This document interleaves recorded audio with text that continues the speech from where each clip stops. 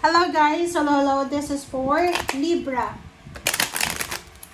Okay, Libra, welcome dito sa aking channel, Palaran 888. Let's check, let's verify, Libra, kung anong kailangan mong marinig.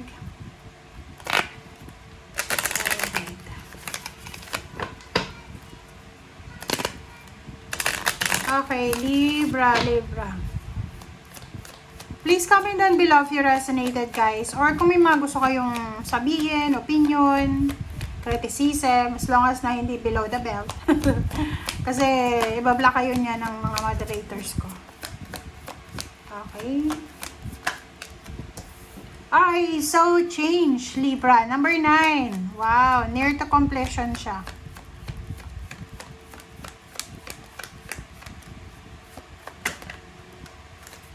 Okay, privilege, lady.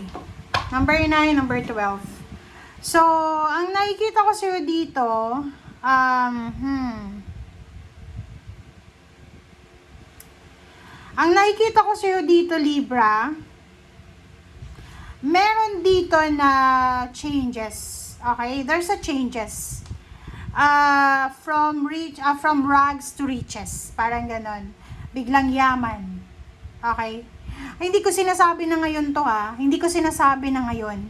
Ito yung message na yung Libra umalis ng kanyang probinsya or umalis ng Pilipinas, pumunta ng ibang bansa.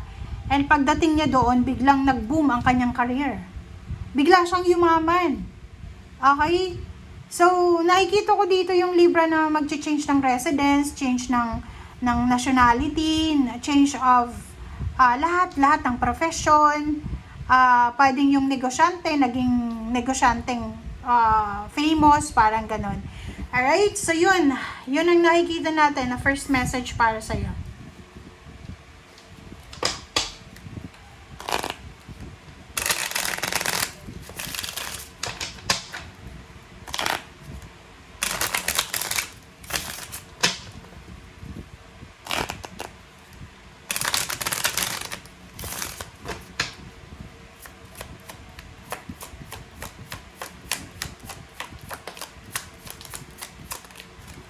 Okay, next is 9 of Pentacles and number 6, number 29, 39. Dito sinasabi ng baraha sa iyo, Libra, na sobrang makakaramdam ka ng kaligayahan, kilig, excitement, inspired ka, parang ganon, confident ka.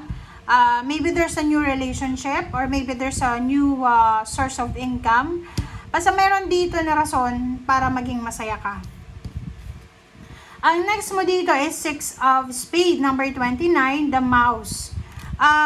Yun, sinasabi ng barahan na there's a recovery. Kumbaga, makaka-recover ka sa kung ano man na difficulty, losses, or problems na pinagdaanan mo or may pinagdadaanan ka.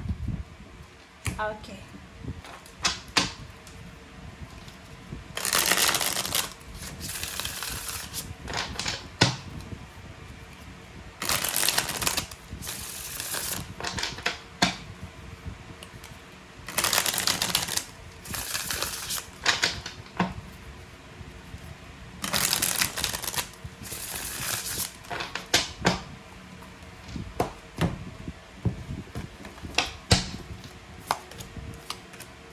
Okay, 7 of Wands and Ace of Wands. 7 of Wands and Ace of Wands. Kung makikita mo dito, sinasabi ng baraha sa'yo na isang exciting na venture ang posibleng mangyayari sa'yo. Nakikita ko sa'yo dito na sobrang excited ka, Libra. Hindi ko alam kung bakit ganon yung pakiramdam mo, but you are excited.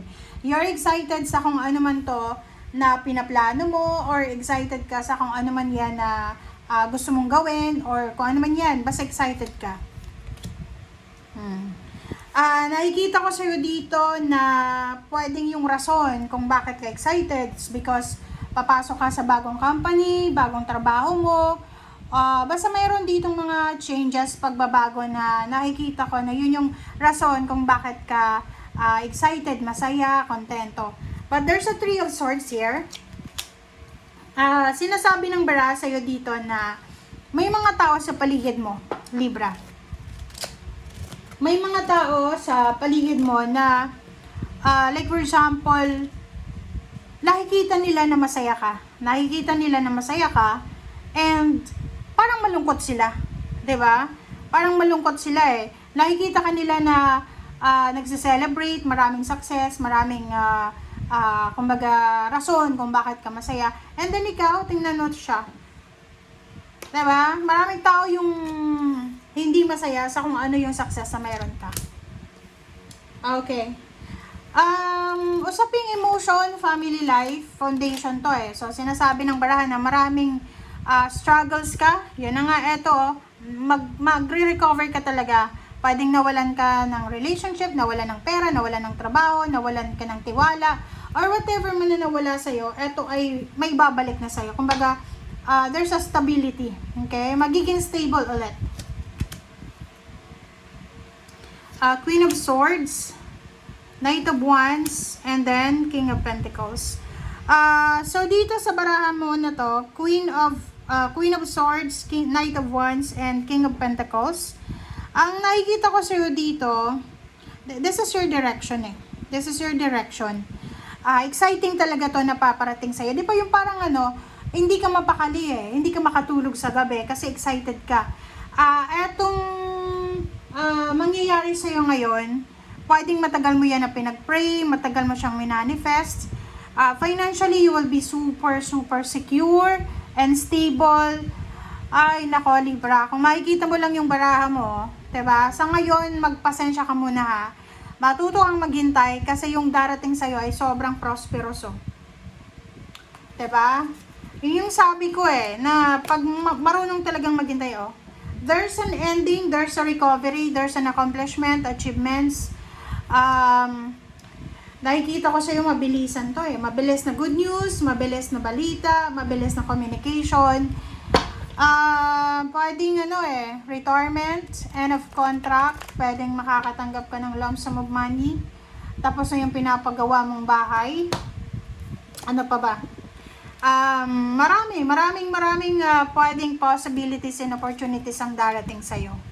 Okay? Lalo na kung pag-uusapan natin yung salapi. Puro pera to. Pera, emotion. So, Libra, congratulations sa'yo kasi sinasabi naman dito ng barahan na marami kang pinagdaanan na hindi maganda, umiyak ka, nalungkot ka. But now, this is the perfect timing na. This is your time to shine. This is your time to move, to change, to transform. Okay?